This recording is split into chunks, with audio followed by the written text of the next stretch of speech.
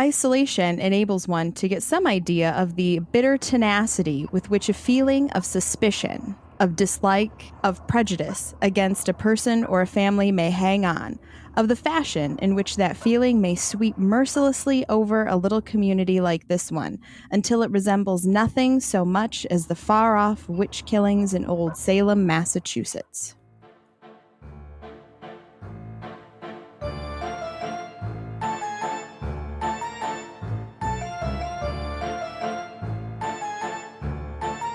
I'm Samantha Engel. I'm Aaron Gullius, and you're listening to Great Lakes Lore, a podcast where two historians dive into legends of murders, ghosts, cryptids, and more in the Great Lakes region. Today, the Dudgeon Swamp Mystery. And something we were going to do in our sort of preview episode, but we thought would work better with this one, is to give you a little insight into what historians do and how they do it with regard to evidence and sources. Sam, what do we do as historians with regard to evidence and sources? We rely on primary sources. That's what we like the most, to get to as much of a truth as you can in a historical event. So a primary source is something from the time period, be it a letter, a diary, newspaper clippings, to ascertain the ideas and thoughts of the people at that time. But we hunt for those things, and we use a variety of different resources to do that.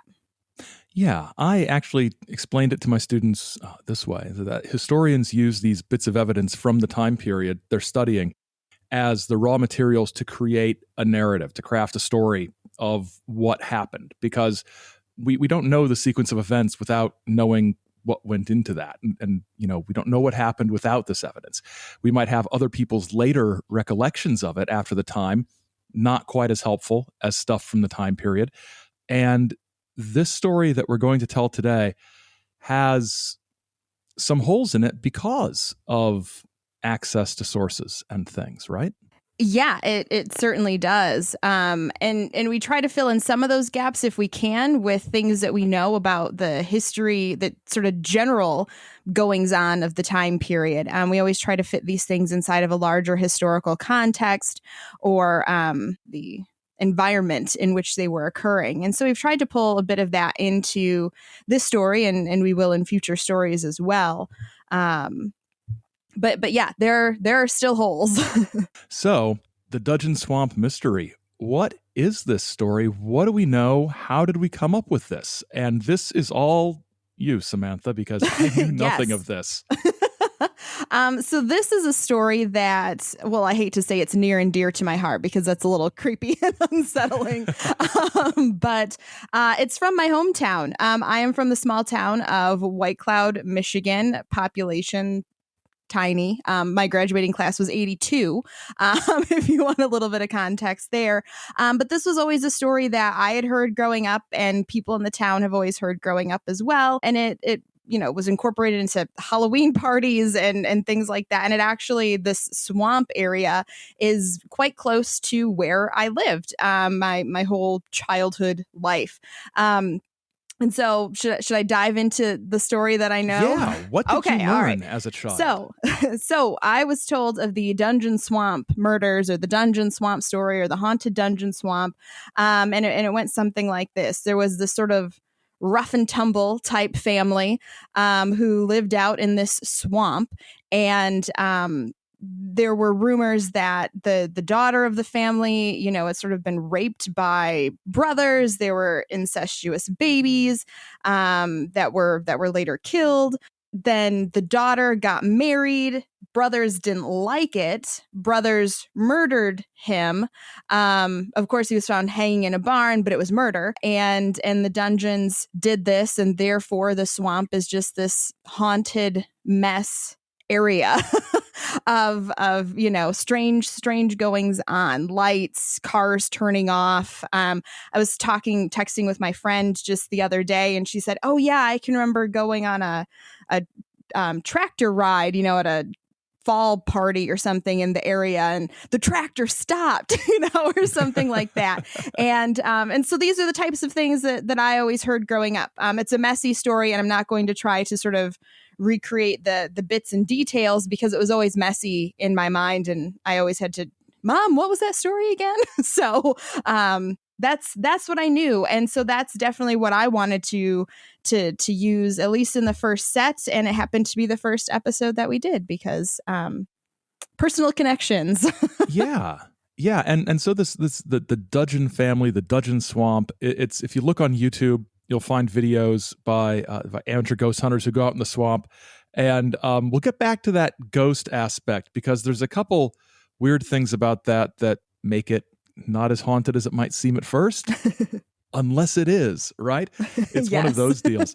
So before we get back to that, let's talk about the actual story. So what was going on at the time? This is in the early 1920s when this happens. 1922, 23, 24, the whole thing plays out with a series of trials and events and things like that. And we have an image of the 1920s in our heads that is sort of the popular image of the 1920s, the roaring 20s, the jazz age, gangsters, prohibition, speakeasies, flappers. Don't forget the flappers. No, but don't forget the flappers and this sort of sexual revolution and movies and radio and Babe Ruth and baseball and everybody having cars because, the Model T was out and, the automobile takes off. And yes, those are all very true things, but those are also all very sort of urban-centric images of what the 20s are.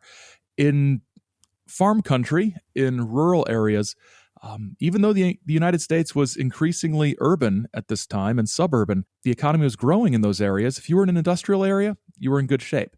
If you were in an agricultural area or any other rural area, times were very tough. Crop prices were plummeting. Industries were changing. So where was this? We know there's a swamp. I assume the swamp was not part of, the massively booming Detroit area at the time. So the swamp, White Cloud, is part of Newaygo County, and so that's about an hour north of Grand Rapids, Michigan, if you're familiar with that. So Grand Rapids is obviously a very large city. It's, what is it, usually like the second or third most populous city in the state or something like that. And so this is an hour north, and this is lumber country. So these are folks who moved out into this area probably mid-late 1800s to cash in on the boom that the lumber industry was bringing. And by the 1920s, this area had been cut over. So it's just stump, and it's these families that are left trying to eke out a living in this sort of not ideal farmland and a land that's filled with stumps. And so if you can think of, the work that it takes to get rid of a stump today, imagine what it took to get rid of acres and acres and acres of stumps back then. The other thing that the White Cloud area did have for it as well is there were railroads that ran through it. The White River also goes through it. So it is kind of, people are passing through the area, but it's not a place where people stop and stay and, hang out for a while with their friends. It's not a vacation destination or anything like that. And newspaper accounts that we found, I think it was a Detroit Free Press article from the time, mentioned that, they interviewed somebody on getting off a train at White Cloud, just sort of as a stop. He was getting off and hopping back on. And he said, I didn't even realize there was really a town here. So that was, it was hard land, hard living. Definitely not one filled with speakeasies and blind pigs, right? Those are the hidden bars, I think. I think so. I've heard that phrase. Yeah. Or a shop you could buy liquor from, something like that. I think so. Yeah. I think it's more like a carry out sort of place. Mm-hmm. So these Dudgeons, this family, where did they come from? What was their deal? Yeah. So I did a bit of research on Family Search, which is a great way to research individuals and come up with census records, all kinds of things, birth birth certificates, marriage certificates. It's sort of a free version of Ancestry. So I use it personally. So I decided to plug the dungeon names in here. And it is spelled, I should say, Dudgeon. Not dungeon, like, underneath the castle, but Dudgeon. It just sounds weird when you say it. But yeah, so anyways, Alice, who is the mother. So there's Alice and Charles Dudgeon, and they are the matriarch and patriarch of this family that we're speaking about. And so Alice was from Indiana, the eastern edge of Indiana, sort of right across the Ohio border. And that's also where her parents and her husband Charles were from. Alice and Charles get married in Allen County, Indiana in August of 1890, but it seems that they do some bopping back and forth across that border, because in 1897, so 7 years later, I found the birth certificate for their son Charles, and he was born in Hicksville, Defiance, Ohio. And that's just, again, right across the border then on the western edge of Ohio. And then in the 1900 census, they're back living in Allen County, Indiana. But that doesn't last long, does it? No, they moved to Michigan in 1905, Goodwell Township, which is in Newaygo County, right? Newaygo. I keep wanting to say Newaygo. Newaygo. Wait, it's not wag like a dog's tail. So pronounce this for me. Newaygo.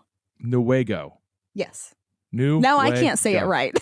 Well, you leave my Newaygo alone, and I'll leave your dungeon alone, okay? Yes. So they moved to Goodwell Township in that county in 1905, and they buy 1,200 acres of land, which is a heck of a lot of land. That's a lot for, people who just sort of show up out of nowhere from out of town. And most of this used to be ranch land, pasture land, things like that. They lived in an old lumber shanty while they were building their house. And even early on, the Dudgeons were getting in trouble with the neighbors. And that's going to be a running theme throughout these early years, and indeed the whole story. Harry Spooner was a local journalist and historian, and he put it this way: happiness was not long in store for them. 480 acres of the land was unfenced and had been used by some of the neighbors as common pasture for their cattle. These neighbors resented the fencing in of the land, and after it was fenced, they often cut the wires and let the Dudgeon stock out.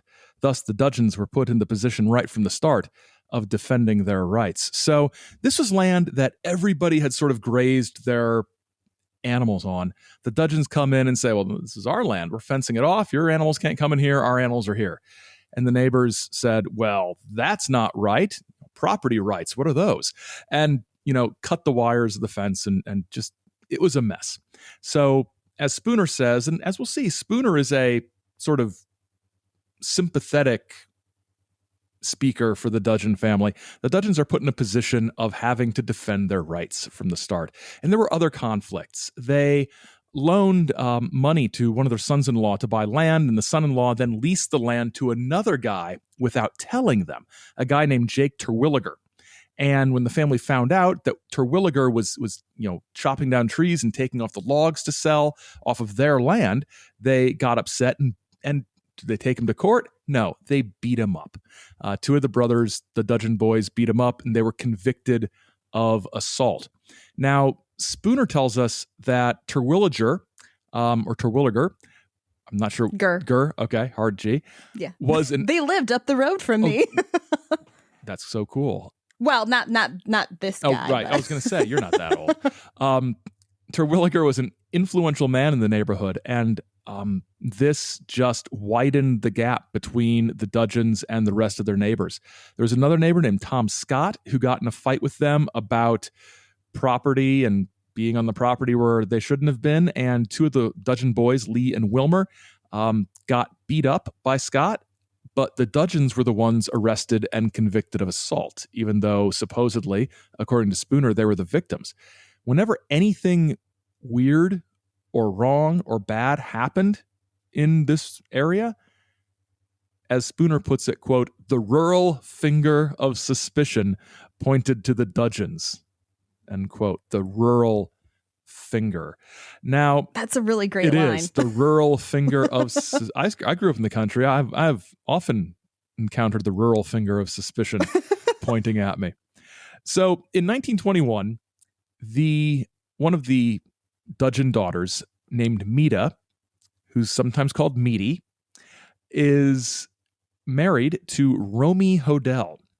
And Hodel had met the Dudgeons when he worked for them. And it was only 3 weeks between the first time Meda and Romy met that they got married. And this is weird because Meda also had been in a relationship with a guy named Carl Sailors, who Hodel, her new husband, was insanely jealous of. So that same year, you've got these newlyweds, Meda and Romy. Romy's father, David Hodel, who's Meda's father-in-law, comes to stay with them. He and the rest of his family and his wife were in Detroit. He leaves the wife and family behind and comes to live with Romy. David could not stand living in the city. He hated living in the city. His wife did not want to live elsewhere, and so their marriage was fairly rocky. So most of the families in Detroit, you've got Meda, Dudgeon Hodel, Romy Hodel, and Father David living in the house. If you've ever lived with your in-laws for more than about 6 hours, you know there is trouble coming.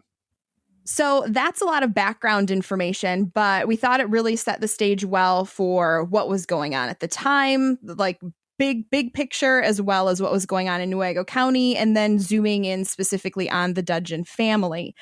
So now we're going to turn to our sources.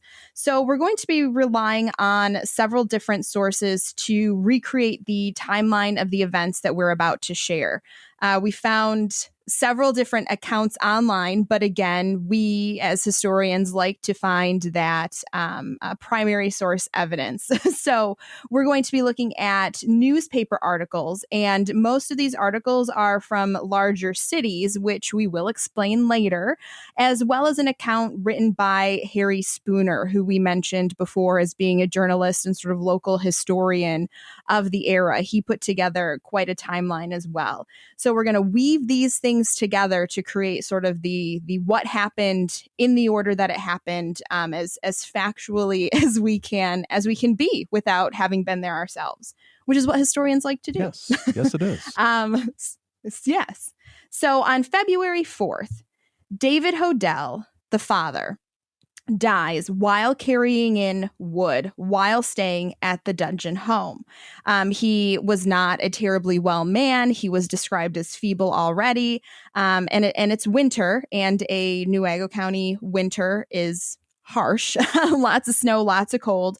So he went to get firewood, and he just sort of dropped dead. The doctor at the time said that he had died of a stroke.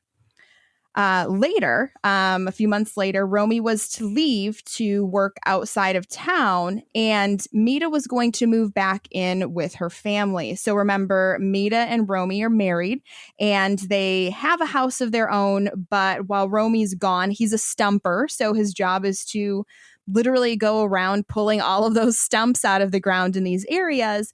And so he finds a new job, a new lead, and it's far enough away that he's going to stay there and doesn't want to leave Meda alone. So she's going to move back in with her mother and brothers, because I guess we didn't mention this, but Charles had died. So Patriarch Dudgeon was dead. So we should probably say that. The family's being led by Alice, who I just imagine to be a very hardy lady. She seems like a real battle axe. I really think that I would not mess with Alice Dudgeon. No. As we will see, maybe for good reason. Yes.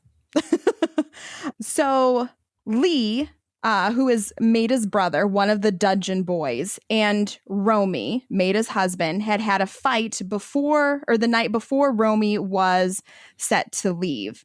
And then on May 6th, Romy Hodel is found hanging in his barn dead. It's an apparent suicide. While, however, preparing the body for burial, an undertaker finds a spot of blood and perhaps a wound on the back of the neck. Which honestly, if you think of someone hanging, that doesn't seem that odd. Right. But but to them, it was odd. Maybe it's not actually the suicide it seemed to be. And it should also be pointed out that there were other reasons to believe, perhaps, that this was suicide, because Romy had quite a few. He was in debt. He owed a lot of people money.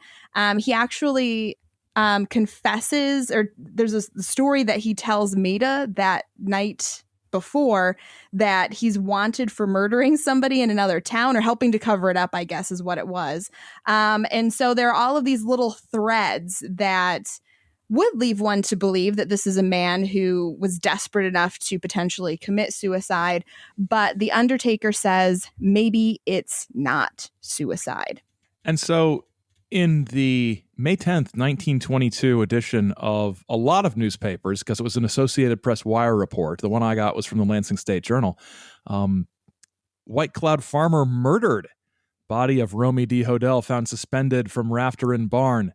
Sheriff Noble McKinley, great name, reiterated Wednesday his belief that Romy Hodel, Goodwill Township farmer whose body was found suspended from a rafter in his barn, was the victim of an attack and did not take his own life. We believe Hodel was killed by being hit on the head and neck with a heavy, blunt instrument, he said. Sheriff McKinley declined to disclose the names of two men held in jail in connection with the case. Charges have not yet been preferred against anyone, he stated. Dr. H.S. Turner and P.T. Walters, testifying before the coroner's jury Tuesday, said Hodel did not die of strangulation.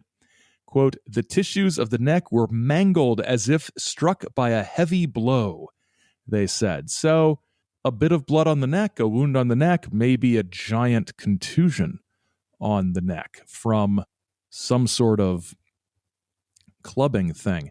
So the newspapers go pretty quiet after this. From May into the summer, things are not very publicized as the investigation is ongoing, but it's not going as quickly as some people want it to. On July 30, there is a mob formed that extracts confessions from Lee Dudgeon and Herman Dudgeon.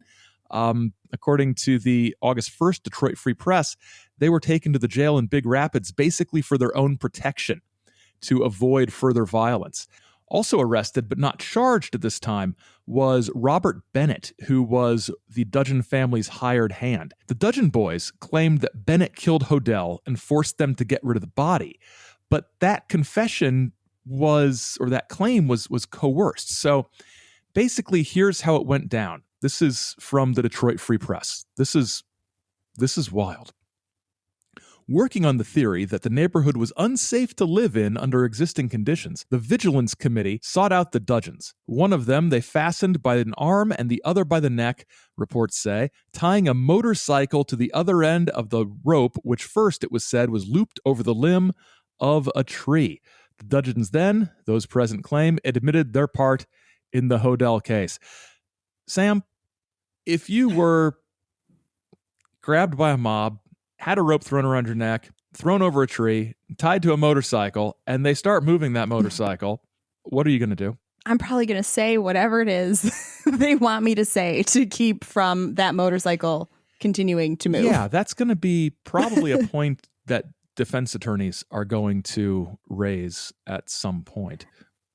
And this is going to keep coming up too. And so I just want to say, I mean, there are several different things that happen throughout history where, whether it's the Salem witch trials or, cases of slave rebellion or the Inquisition, where these testimonies, or not testimonies, but these confessions come out and people admit to doing things. And so this is a case where historians have to look at this piece of primary evidence and be like, do we think that we should take this at face value? Probably not. We probably need to do a little bit more investigating before we believe anything that's been, written under duress or anything like that. And so, I just want to throw that out there that this is something historians do struggle with when studying various different occurrences in history. Yeah, and we all know that the confessions in witch trials, that's a more common thing, but confessions in slave uprisings, like you said, are very, very interesting. And I'm thinking of Nat Turner's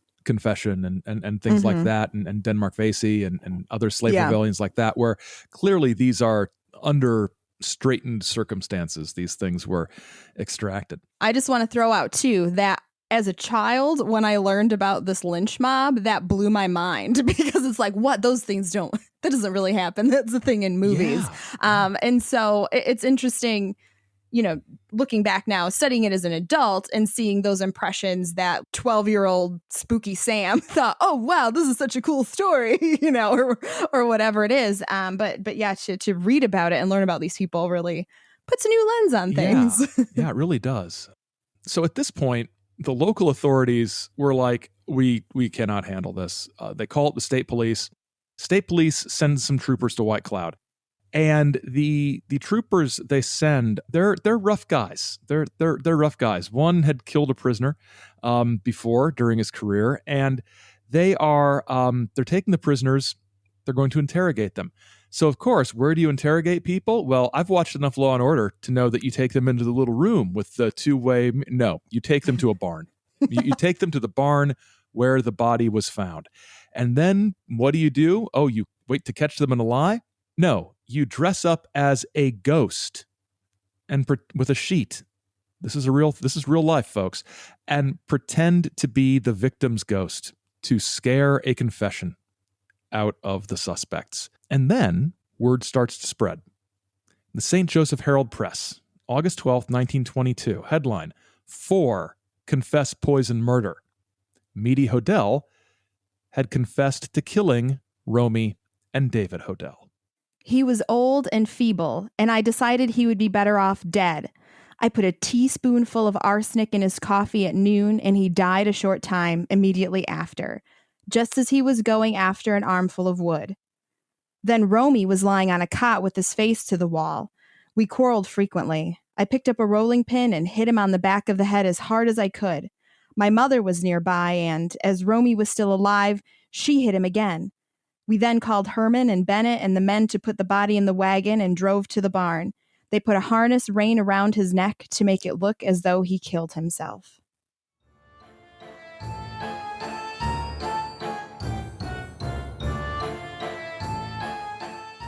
Next time, we head south to Illinois to examine the case of the mad gasser of Mattoon. Mass hysteria, mad scientist, government cover-up, all of them, none of them, we will find out.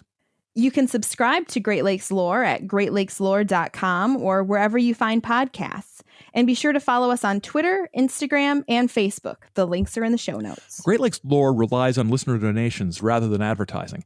If you like what you hear and you want to hear more, there are links in the show notes and at greatlakeslore.com to contribute. And now a little segment we call Legend or Lie. We think we have pretty good instincts, right? Without question. But let's test that. Some local legends are so unbelievable they sound like the storyteller made them up, and sometimes get dismissed out of hand. We think, though, that we can tell the difference between a long-standing story and an amateur attempt to make one up. So this week, I'll be presenting a story to Samantha, and she will tell me whether it is a legit legend, that doesn't mean it's true, or just something I have made up. So here we go. This is back in the 50s, and I lived near, not in the 50s, but I lived near a city, Evansville, Indiana, down in the Ohio River for a few years. And back in the 1950s, there was a case where it was a super hot day, and a mom and her kids and the mom's friend decided to cool off by sunning themselves on the banks of the Ohio River in Evansville, Indiana. And the kids were splashing in the cool, refreshing waters of the Ohio River. And suddenly, the woman screams. Something has grabbed her leg. It's a large hand, and she says it was hairy and claw-like, and it pulled her under the surface, and she had to kick it away and swim out of the water, and it grabbed her other leg, and she was grabbing, one of the kids had like a tube, like a floaty thing. She grabs the floaty thing and tries to climb on board. It's a terrifying ordeal. The woman's leg had an imprint on it, like a blue-green imprint, the shape of a hand that was there for several days. So basically, back in the 50s, woman got grabbed by a green, furry, clawed creature right there in Evansville, Indiana, pretty major town, right there on the banks of the glorious Ohio. What do you think? I don't know if I've ever heard the Ohio River described as glorious before. Although, well, it was Thomas Jefferson's favorite, right? That's right. Blue, green, and hairy is not something I've heard of before. I'm going to say this is a lie. This is real. Oh! This is a real claim. One of the few sort of Indiana cryptid things that doesn't just involve a turtle that people think's a little larger than average. So, hairy and claw-like, blue-green stains left on her legs after a while. So it's real. So where we stand now, this is going to be a weekly thing, folks. And next week, Sam is going to try to stump me. And then at the end of this first run of stories, at the end of the year, we're going to see who wins. And right now, Sam is 0 for 1. So we'll see. I knew that one would get you because it's just so improbable. So 0 for 1. All right. Well, better luck next time. Now let's get back to the story.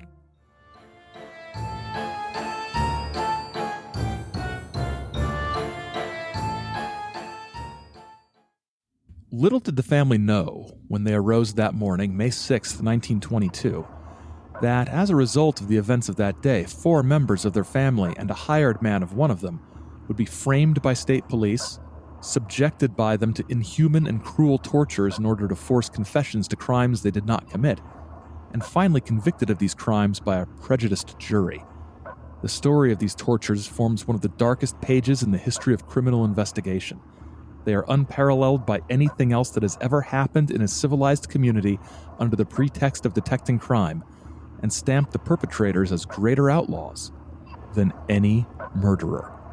Harry Spooner. All right. So if we get back to the confessions that we ended with from Meda or Medi before our break, we'll also add that Alice and the 2 brothers, Lee and Herman, admitted complicity. So they said, yes, we did help in these murders that Medi stated. And the farmhand Robert Bennett was also held, though he contended that he was innocent, that he had nothing to do with the murders of David and Romy Hodel. Yeah, he never... or the deaths, we should say. Yeah, well, yes, let's be fair, the deaths. Bennett never really got in on the whole confession thing. The Dudgeons threw him under the bus, and then he's arrested. And he's sort of, then when they confess, he's like, I'm still not guilty here, folks, but he is held anyway. So in August of 1922, they arrest the lynch mob. They arrest the mob. 20 men are arrested in Goodwill Township. The prosecutor, William Brandstrom, says he wants to, quote, instill a regard for the law, which has been lacking in citizens of Newaygo. Is that true, Sam? Is respect for law and order lacking out there? It's a lot of rural country out there. Yeah. I'll leave it Rough at that. Place. So yes. Brandstrom says that the members of the mob are going to be charged with assault and battery. So Brandstrom is going to prosecute the lynch mob. But as we're going to see, he's also going to prosecute the Dudgeons based on partially on confessions that were coerced. Only, I guess if the confessions are coerced by the cops, it's okay. Yeah, I mean, it makes no sense. It's inconsistent because you read it and you're like, well, good. I'm glad they got those lynch mob folks. And then you're like, but wait, you're still rolling with this though. Okay. Right. So then, based on Meda's confession that you heard before the break, the authorities decide to exhume David's body, the father-in-law's body, to examine him for poison. And the state chemist says it's strychnine. We have found strychnine. And so that's in August, and then time rolls on. In September, the Dudgeon boys, Alice, Medi, and Bennett have decided to get rid of their lawyers and get new lawyers. And pretty quickly, probably based on the advice of the new lawyers, they repudiate the confessions they make. They say, look, we did not do it. That is not what happened at all. We were forced, we were coerced, etc. Yeah, and the thing I think is interesting too is that, when David, the dad, first died, they never suspected any foul play at all. It was only after, these things started happening with Romy and, thinking perhaps he too was murdered, that they're like, well, I guess you better look at David then. Let's look at him again. And they got Meda to confess to that. And it just seems like everybody thought, well, this is a great time to get those dungeons out of our hair. So let's get them for all we can. Yes. I mean, it's pretty telling if we look back at the lynch mob, what the leaders are. I'm sorry, not lynch mob, vigilance committee, right? Because you gotta class it up. What they said is like the neighborhood won't be safe until something's done about these people. Well, it wasn't like there was a murder spree. Okay, maybe 2 is a spree, but is 2 is, I don't know if 2 is a murder spree, but I at that point there was only like the one murder. There's just Romy, right? So yeah, there's a sense, even from their own words, that they had it in for these folks, and we know from the previous history that lots of bad blood, lots of ill feeling. So if we get back to the newspapers, Meda's trial for the killing of David, Dad David, I always want to clarify which we're talking about here, began on October 10th. And according to the newspaper, more than a score of witnesses have been subpoenaed by the prosecution, but it has been intimated the prosecutor will depend largely upon alleged confessions made by the defendants and statements given to newspapermen. The confessions the defense is expected to contend were forced from the respondents. So, they're going to call these witnesses, but really, the thing that the prosecution is looking at is this set of confessions, which of course the defense, this new defense that they have, is going to say, no, we can't count on that. Alice is going to be tried for her role in the death of Romy following Meda's trial. So then that was October 10th. On October 16th of 1922, the News Palladium, they say that Wilbur Dudgeon was arrested for firing at Roy Cook's vehicle. So this is sort of an offshoot here, but Roy Cook was the son-in-law of David Hodel. So he had married Dad David's daughter. And he was driving, his truck was driving through swamp country, and Wilbur Dudgeon, one of the Dungeon boys, fired at the vehicle, taking out family aggression, I guess. Cook wasn't in the vehicle though, but if he had, he would have been shot. So this is just, sort of adding to this idea, this story is adding to this idea that, the Dudgeons were no good people, and we got to get them out of here. By the end of the month, October 25th, the News Palladium highlights the attitude of some newspaper writers towards the region. So we mentioned that we're going to be using a lot of these newspaper articles that were from these larger cities or areas that are further away from White Cloud than the local newspaper sources. And again, we will talk about that, but we found it particularly interesting how they paint the people of White Cloud. So let's read this. From the newspaper. An old man poisoned like a useless animal, his dying son beaten until he ceased to quiver. This is the amazing lack of valuation of human life that is laid to Michigan's Limberlost. Sam, what is Limberlost? So Limberlost, they're using the term to describe this region where the trees are gone, right? It's this area where it's been desolated by the lumbering industry. And I had only heard this being referred to areas in it's Indiana, right? The Girl of the Limberlost. Yeah. I'd never ever heard it in reference to any area outside of that. Yeah, I always assumed Limberlost, Gene Stratton Porter's Girl of the Limberlost book, a well-loved children's book from the early 20th century. I assumed Limberlost was like a specific place. Yeah, me Of course, too. I've never read the book, but No. but yeah, what's another example of how they described this place? Isolated region of swamps, stumps, and barren land north of here. Stories of disregard for law, social customs, and rights of others in the wilderness far from the beaten path. And then there's a line that might be the greatest line in this entire episode. I take great offense to this line. You should. No, you should. Being from the area. It's sad. I wrote this down because I was like, these people. They referred to the, quote, incongruous garb of the backwoods people. So basically, it's like there's no regard for life, disregard for law and the rights of others, and they dress horribly.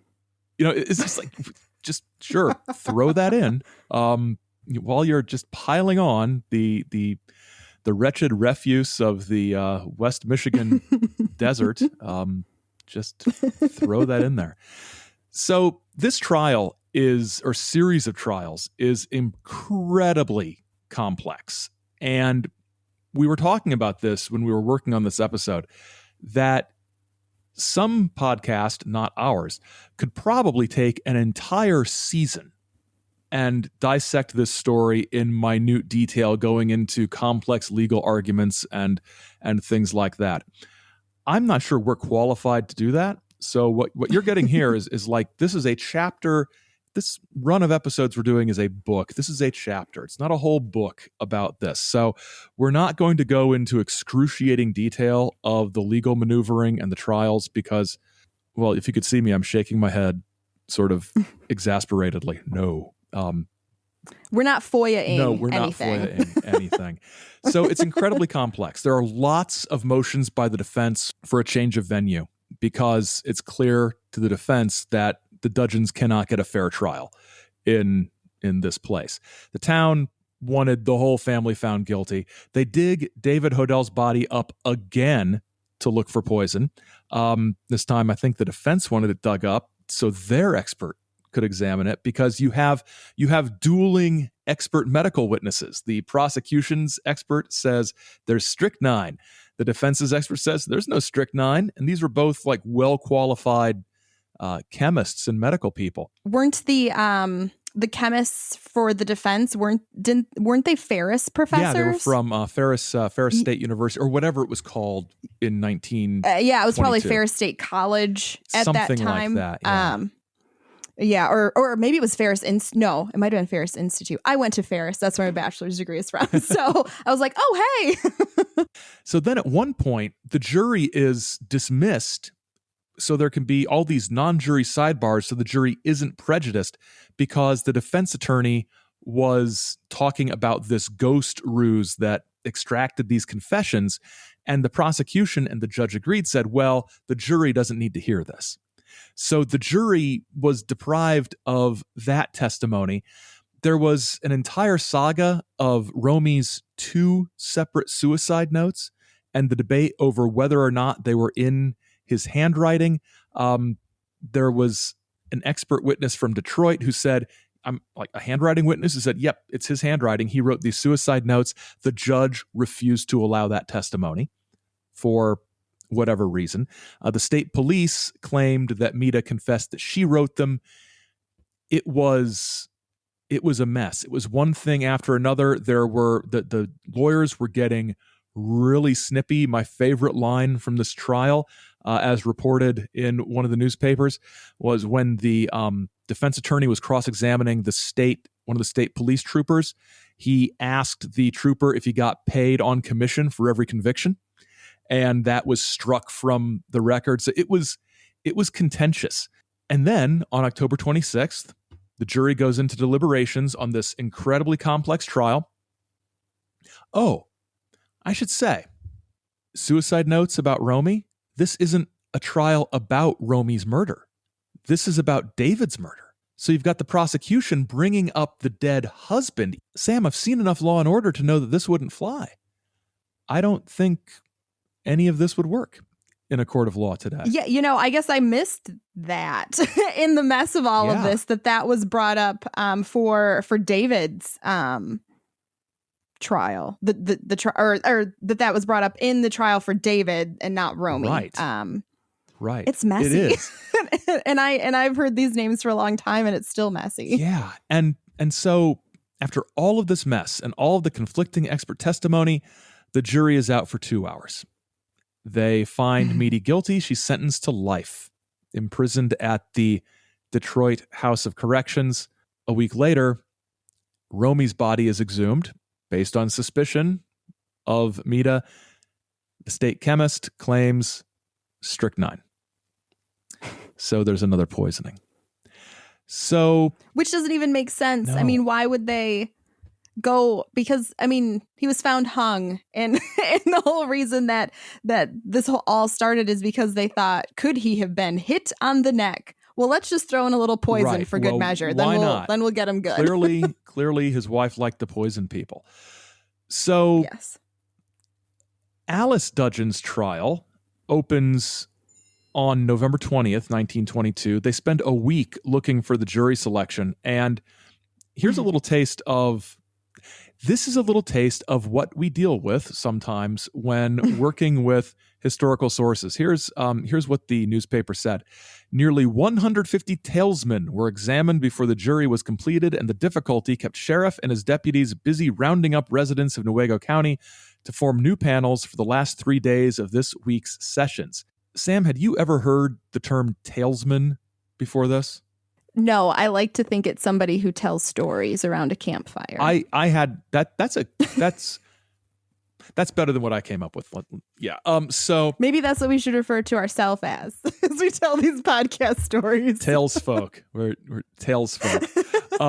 A talesman is a person added to a jury, usually from among bystanders, to make up a deficiency in the number of jurors. The Latin tales de circumstantibus, people who are standing around. I can't imagine there was a time when, just to bulk up the jury and alternates and things, they just sort of rounded up people hanging around the courthouse. But that's exactly what they did. And a lot of how this works depended on state law. And from what I was able to find, the most recent time this happened in the United States was 2008. So this is still a thing. So that's one of the things we run into, because we went back and forth on what talesmen were and what it meant in this context, because it seemed so odd.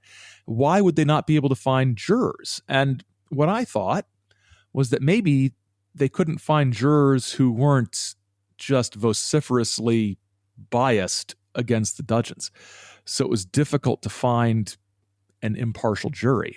But trying to figure out what these terms mean and how they were used at different times is difficult. Didn't we read in one of the articles, too, that sort of folks from all over the county were flooding in to see this? I mean, back then, watching a trial was a big deal. Not like, it's not an activity to do today so much, unless you're watching the recaps on TV. I mean, there are several towns around in that area, including Newaygo itself and Fremont. White Cloud just happens to be the county seat for the county. So, all of the folks from that area, I would imagine, were sort of flooding in to hear this, if papers as far as, Detroit and Lansing and all over the place are reporting on it too. Right. So interesting little bit of legal history there. So the prosecution contended in Alice's trial that Meda poisoned Romy, her husband. And when it didn't work, Mother Alice clubbed him to death with a rolling pin and convinced Lee and Herman Dudgeon to hang the body in the barn to make it look like a suicide. She was found guilty after less than 2 hours of deliberation, also sentenced to life in the Detroit House of Corrections. So Meda is found guilty for David's death. Alice is found guilty for Romy's death. That's just how the verdicts worked out.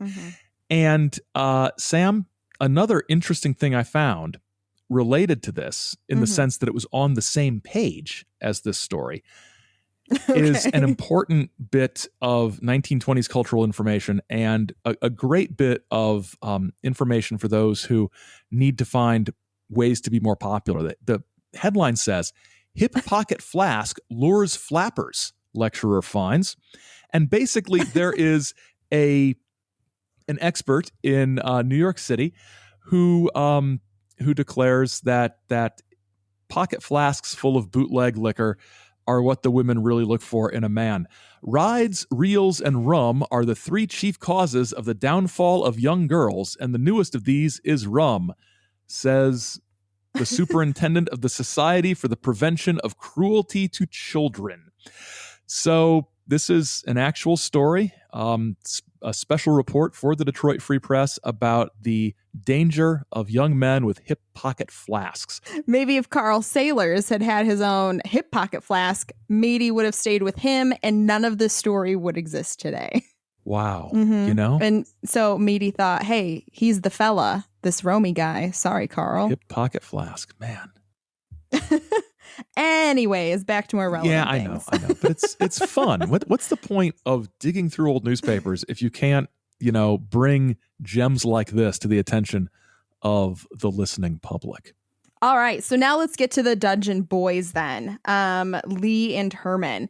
The News Palladium reports in December of 1922 that they are charged with complicity for the hanging of Romy's body. So they are put on trial along with Bennett, who was their hired hand, and it's set to begin in February of 1923. There are lots of changes that happen. The venue changes, the attorney changes, which means that this doesn't actually get started until July.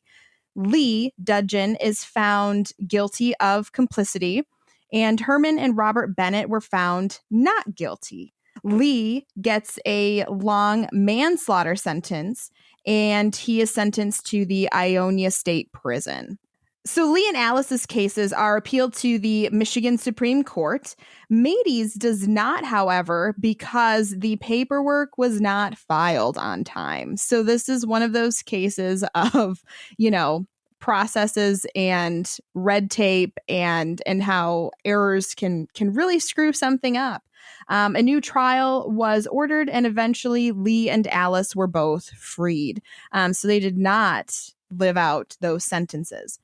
Alice then would die in 1935, and Meda would apply for and be denied parole numerous times. So she's still down at the Detroit House of Corrections until July 1949, when Governor G. Menon Williams, who is the governor who had the Mackinac Bridge built, fun side note, and he commuted her sentences, and Meda was released in August. She then died a few years later. So she really did spend most of the rest of her life in prison. And I wanted to mention that Lee was freed after his new trial because his role, his complicity, was basically moving the body from the house to the barn. That's what he was convicted of manslaughter on. And the judge basically said, it's not actually a crime to move a body. The body was already dead, so how can he be convicted of manslaughter if he moved a body that was already dead? So the judge basically just said, no, this is dumb. And then Alice, I think at some point Alice was just judged too old and feeble to stand trial. I think that's why she was eventually freed. Yeah. So then we can talk for a moment about, the perspectives, the views, the opinions that these different sources that we have obviously take. So we can tell from the language that's used in the newspaper articles from Detroit and Benton Harbor and Lansing that the city reporters were not at all sympathetic to the folks of White Cloud. And we've mentioned this already, but now that we've made it through the story, we're kind of going to wrap up, these sources and give them our final sort of, this is the value they bring, and this is what we need to look out for. But these newspaper reporters viewed the White Cloud folks as odd, uneducated, backwoods people who couldn't be trusted in this matter whatsoever. None of them. They were just the White Cloud people, and they were out for blood, basically. So these articles generally present the Dudgeons as victims in a Salem-esque witch hunt, which isn't entirely without reason. When we consider, the drama with the toxicology report, the problems with the confessions, looking at these multiple suicide notes, throwing out some of this different evidence. Once you start looking at it, it really does feel like all of the tables were turned and everything was pointed at the Dudgeons for perhaps things that there was really no. They were a scapegoat. In some ways, yes. For a guy who died of a stroke and a guy who maybe didn't kill himself. But here's the thing: courts aren't supposed to figure out necessarily what the truth is. They're supposed to weigh the evidence and come to a verdict accordingly. And I'm not saying I'm not sure what I'm saying, but it's strange, isn't it? Yes, it doesn't feel like they weighed the evidence fairly or evenly. I think that's how I feel reading, the variety of reports and accounts that we have. Yeah, and after the fact, Harry Spooner, who we've mentioned a few times here, the account he put together was largely based on an interview with Meda, and in the show notes we'll include a link to Meda's handwritten, sort of the scan of her handwritten story of her life, which is difficult to read, but he used a lot of that in his account, and he spent a lot of time and effort working to get her paroled. He was assisting her in those parole efforts. His account does include a lot of local details about the attitudes of the people toward the Dudgeons and their concerns, but it's a very sympathetic account. It's sort of one of those things that's halfway between a primary source and a secondary source. He wasn't there at the scene, but he was talking to the eyewitnesses. So it's one of those things where, yes, this is of the time, but a little bit after, if that makes sense. And it has a lot of details, very specifics about, we kind of glossed over a lot of the movements of Meda and Romy and, how when they went, back to move in with her parents and fights that were being had and Carl Saylor showing. I mean, there was a whole lot going on that was even hard for us to kind of parse out specifically what was going on. But it was rich with those details again, because he interviewed Meda himself. But again, you're then relying on memory, right, and perhaps the way that she, of course, wanted to present herself anyways. So grain of salt. And speaking of memory, in 2015, a book came out by a woman named Dorothy Hodel Brooks. She was a descendant of the Hodels. Her father, Romy was her uncle, basically. So her father was Hollis Hodel, and she is a poet, and that's sort of how she writes. It's called A Certain Sadness, The Untimely Deaths and Family of David and Romy Hodel in 1920s rural Newaygo County, Michigan. And it's a weird book. I read it, and it's weird. It's a mixture of family history. There's an account of the murders and the trials, and there is a lot of poetry. And the way she structured it is a little bit of the story, and then how it affected an individual member of the family, and then taking that family member's life like all the way up until their death, like in the 1970s or whatever. It was weird. And while her narrative is based mostly on the same types of newspaper sources we used, Dorothy Hodel Brooks mostly, I'm not going to say fictionalizes, but she is dramatizing a lot of these family stories. She's adding dialogue. It's like structured like a narrative with dialogue, like a story, and creative nonfiction. And she, I think she's like 85 or something now. The last I checked, when I checked, I think she was 85. So she checking daily. Yes, right. She did talk to these people, but there's some things about it that are sort of maybe understandable. She is not a fan of the Dudgeons at all. She very much takes the side of the Hodels, and she actually does make some interesting points. She expresses a lot of frustration, a whole appendix to the book. Frustration over the perception that in 1949 Meda was pardoned, when in fact she was not. Her sentence was commuted. And Brooks goes into, the difference between a pardon and a commutation. A pardon means this verdict is wiped out. A commutation was, we're going to let you out of jail, but you still did it.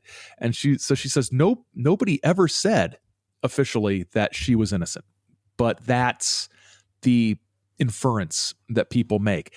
I don't know if I've seen that inference in any of the news reports or stories. Maybe she's seen it in her own personal interactions with people, but I think she's assuming some feelings that might not be there.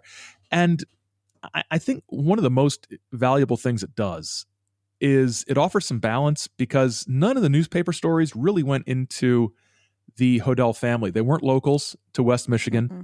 but she's bitter. She's still bitter, and you get the impression that this really, really did traumatize the family in a significant way. Not just the deaths, but the trial and the publicity and all of those things. And it really highlights the difference between history and memory. Mm-hmm. And a lot of times, the popular conception of history, especially local history isn't the past. History is the bits of the past we choose to remember and presented in a way that we want to remember them. And as a public historian, Sam, how do you sort of deal with this dichotomy between history and memory? Yeah, I mean, it's hard because I deal with it daily in the work that in my day job. The place where I work, I deal with the memory of a family. We have their archives that we manage. We're digitizing those. We're doing things with those. We research in those to create programs and house tours and things like that. And since descendants still live in the area and come back to the area regularly, and people in town knew them, I hear stories a lot. And I mean, you respect the story, right? You smile, you thank them for sharing. You're so happy to hear that.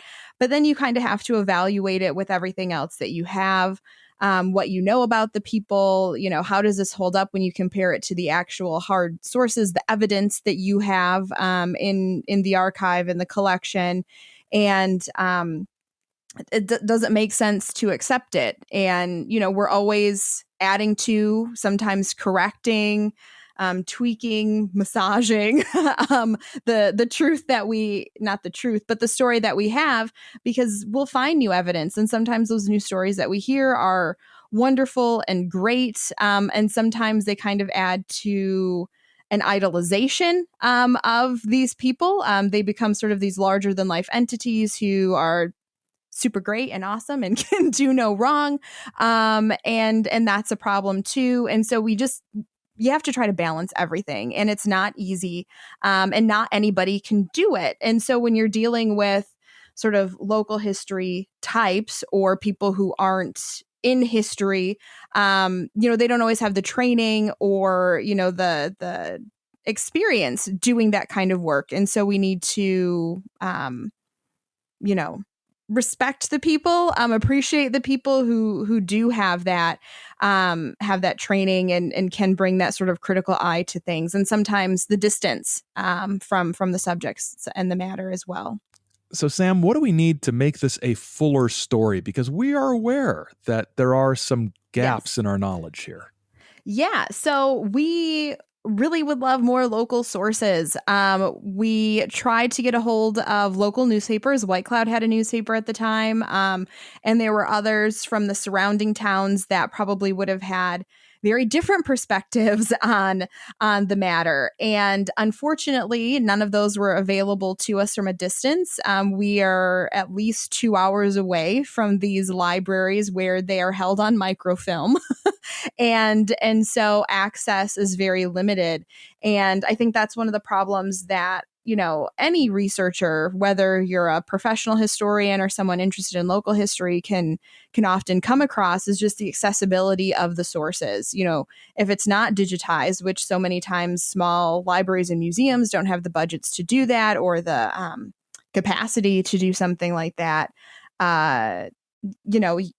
you have to make the time to actually go to the place and then deal with a microfilm reader. And I'm a historian, and I don't even like dealing with microfilm readers. I'm okay with them if I bring Dramamine, because they make me a little seasick. But we are continuing to look at these things. We will have potential updates for you down the road about the Dudgeon Swamp mystery. It'll take time, probably, but we'll get it. Okay, so to put this all together, we thought we would each take our turn, sort of sharing our perspectives, what happened, kind of what our take on the whole thing was. And I'll start off by saying I don't think David Hodel was murdered. I think the old man died, and that's really unfortunate. And something shady happened with Romy. I'm convinced there are enough weird little things going on there that I do think something amiss might have happened, whether it was the crazy confession that we have that was made under duress. I don't probably think that was it, but a thing happened. The thing that I have taken away from looking into this more, though, is sort of how this sheds light onto a story that I grew up with.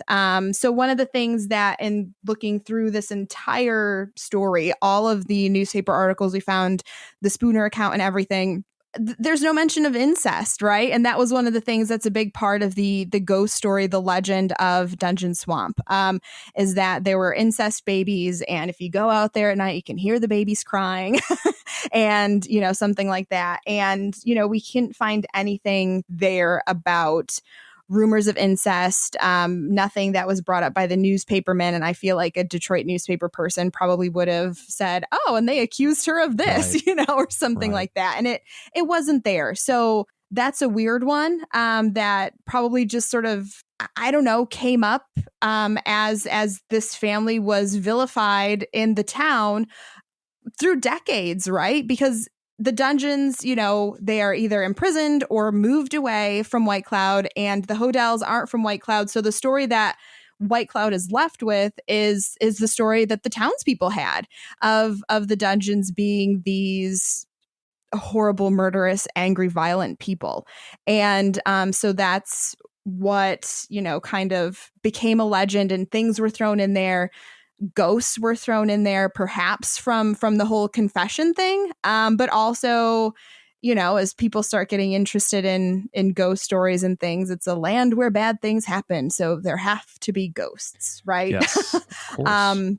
And so I find that interesting, and I think that's sort of the most interesting takeaway from all of this, but also sort of the power of, I don't want to say suggestion, but that, I don't know, it's kind of mass hysteria, I guess, the witch hunt thing, all of these people coming together and accusing these poor people of a thing that there was really no evidence for until it was hinted at. And then everybody believed it, and it ruined this family.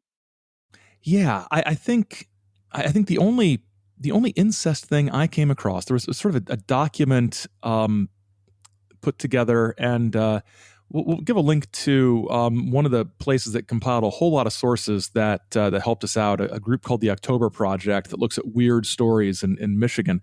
And there's a timeline that was put together by a researcher several years ago, and it mentioned the incest rumors and sort of quoted a newspaper account, didn't cite the newspaper account, but it quoted something along the lines of unnatural relations within the family. And that's gotten right. blown up into incest babies buried in the barn, right? And the people who run the site said, we've found no evidence of this. And these people do a lot of really in-depth research about things. I think from my outside perspective, looking at this, having never heard of this in my entire life until a couple months ago, my big takeaway from this is David died of something, stroke, aneurysm, something, one of the many things that makes an old man fall over in the snow dead. Romy, something's weird there. Something is absolutely weird there. And I don't know, it's one of those things where the evidence and the testimony and the confessions and the coercion by the mob first and then by the state police has so tainted almost every aspect of this that finding the truth would be very difficult. But I think my big takeaway is just how tenuous the sort of focus of the judicial system was at the time. It just seems like this court was a free-for-all. The defendants were railroaded, and it seemed like, and I don't mean any offense, Sam, it seemed like every stereotype of crooked small town justice I've ever been terrified of when driving through a small town, worried my car is going to break down. Oh my gosh, the crooked sheriff is going to lock me up. That sort of, I'm sure everybody has that fear, right? Of crooked sheriffs. I never have. That's never been a fear that I've had always terrified driving through small towns. My car, middle of the night, my car's going to break down. I'm going to get arrested for some made up crime. And nobody's ever going to hear from me again. As a woman, I have different things to I've worry watched about. a lot of really bad like horror and similar movies from the 70s where crooked sheriffs do a lot of stuff. So it's one of these stories that I think first interested me because of the sort of ghost aspect created almost out of whole cloth, based on just like the mood of the land and these stories of bad things happening and the rumors and innuendo of incest. But Sam, how much do you think people want there to be a supernatural element, despite maybe a lack of good evidence for it? I don't know. It's like I said, I mean, I heard about it growing up and people did, but it's not like we weren't daring ourselves to go spend the night in the swamp or anything like that. So it wasn't like, stereotypical town with stereotypical haunted house where teenagers, lock themselves in the house overnight and slowly are murdered by ghosts or something like that. I think at this point, even me reading it, it's more of a, I don't want to say a pride or an ego thing, but it'd be like, oh no, we didn't do that. Right? Like that. Our people couldn't have been that way or done those things. People must have been crooked and bad people because we're a fine, upstanding town full of fine, upstanding people. And I'm sure you all are now. But yeah.